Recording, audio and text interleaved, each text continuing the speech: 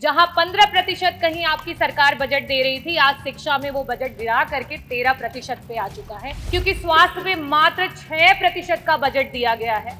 और इस 6% के बजट में भी मंत्री जी 40% का बजट पिछले जो बजट में था एलोकेटेड, उसको इस्तेमाल नहीं कर पाए। और सबसे बड़ी नाइंसाफी अगर इस सरकार में कोई झेल रहा है तो वो हमारा किसान है। पूरे देश का एवरेज औसत अगर निकाल लिया जाए तो बाकी प्रदेशों में जहां किसानों को 6% का बजट मिल रहा है, वहां उत्तर प्रदेश की सरकार में मात्र 3% का बजट है जो हमारे किसानों को दिया जाए। महाकुंभ के आयोजन में जितना बजट होना चाहिए था, सरकार ने उसकी कमी की। महाकुंभ में जो सुविधाएं हमारे लोगों को देनी चाहिए थी, सरकार ने उसकी कमी की। वहां पे गिद्ध नहीं गए थे, वहां पे सूअर नहीं गए थे, वहां पे इस देश में आस्था रखने वाले, इस देश को लोकतांत्रिक समझने वाले, इस देश में भाईचारे को आगे लेकर के जाने वाले लोग वहां पे पहुंचे थे। मैं इस सदन में आज बहुत सारी चर्चाएं हुई, बहुत सारी बातें कही गई। बजट की जबकि चर्चा होती है तो बजट में किस तरीके से डिवीजन होता है उसकी बात होती है। अभी सत्र में कुछ दिन पहले बात हुई कि अंग्रेजी में विधायकगण अपने भाषण दे सकते हैं, लेकिन जब आपके बजट में एलोकेशन की बात आती है, शिक्षा की बात आती है, जो हमारे बच्चे प्राइमरी स्कूल में पढ़ रहे हैं जिनकी नींव अंग्रेजी से शुरू नहीं होगी, तो वो आगे जाकर के आपके अंग्रेजी में दिए हुए भाषणों को नहीं समझ पाएंगे। लेकिन आप क्या काम कर रहे हैं, जहां 15% कहीं आपकी सरकार बजट दे रही थी, आज शिक्षा में वो बजट गिरा करके 13% पे आ चुका है। ये स्थिति है। अगर मैं बात करूं स्वास्थ्य की, क्योंकि मंत्री जी यहां बैठे नहीं है, जब स्वास्थ्य पे जब विपक्ष चर्चा करने की कोशिश करता है, मंत्री जी उत्तेजित हो जाते हैं।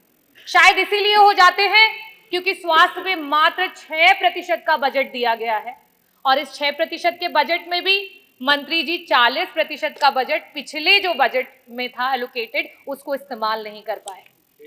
अगर हम बात करें ग्रामीण अंचल की, जो उत्तर प्रदेश की 60-70% की आबादी है, अगर हम उसमें बजट के एलोकेशन की बात करें तो मात्र 4% का बजट है, जो 8 करोड़ 8 लाख की आप बात करते हैं, 8 लाख करोड़ की बात, 8 लाख 8,000 करोड़ की बात करते हैं, उसमें मात्र 4% का बजट दिया गया है। और सबसे बड़ी नाइंसाफी अगर इस सरकार में कोई झेल रहा है तो वो हमारा किसान है।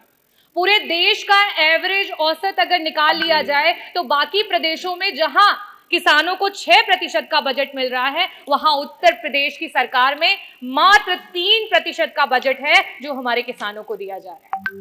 और सबसे आखिरी में और सबसे जरूरी बात, अभी हमारी माननीय सदस्य बार बार पीडीए की बात कर रही थी, तो सदस्य आप भी और यहाँ सम्मानित सदस्यगण में आपको सभी को बताना चाहूंगी कि जहां पूरे देश में 3% का बजट विभिन्न प्रदेशों में, चाहे वो आपका दलित समाज हो, वनवासी समाज हो और अल्पसंख्यक समाज हो, उसको दिया जाता है, वहीं उत्तर प्रदेश में मात्र 1% का बजट दिया जाता है।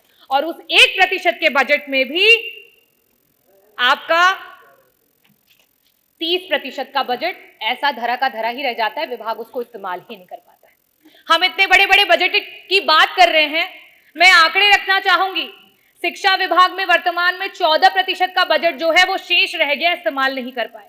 स्वास्थ्य में 40% का बजट ऐसे ही रह गया, उसे इस्तेमाल नहीं कर पाए। आवास में 46% का बजट रह गया, जिसे इस्तेमाल नहीं कर पाए। SC ST माइनॉरिटी में 30% का बजट है, जिसे इस्तेमाल नहीं कर पाए। अगर हम सिंचाई एवं बाढ़ नियंत्रण की बात करें, 35% का बजट है, जिसे इस्तेमाल नहीं कर पाए। अगर हम ट्रांसपोर्ट और PWD की बात करें, 6% का बजट है, जो पुराना बजट है, जिसे आप इस्तेमाल नहीं कर पाए। समाज कल्याण के मंत्री जी यहाँ बैठे हैं, 23% का बजट आज ऐसे ही पड़ा हुआ है, उसे इस्तेमाल नहीं कर पाए। कृषि विभाग वैसे ही 4% किसानों को दिया जा रहा है बजट में से, उसमें से भी 10% बजट ऐसे ही धरा का धरा रह गया, उसे इस्तेमाल नहीं कर पाए।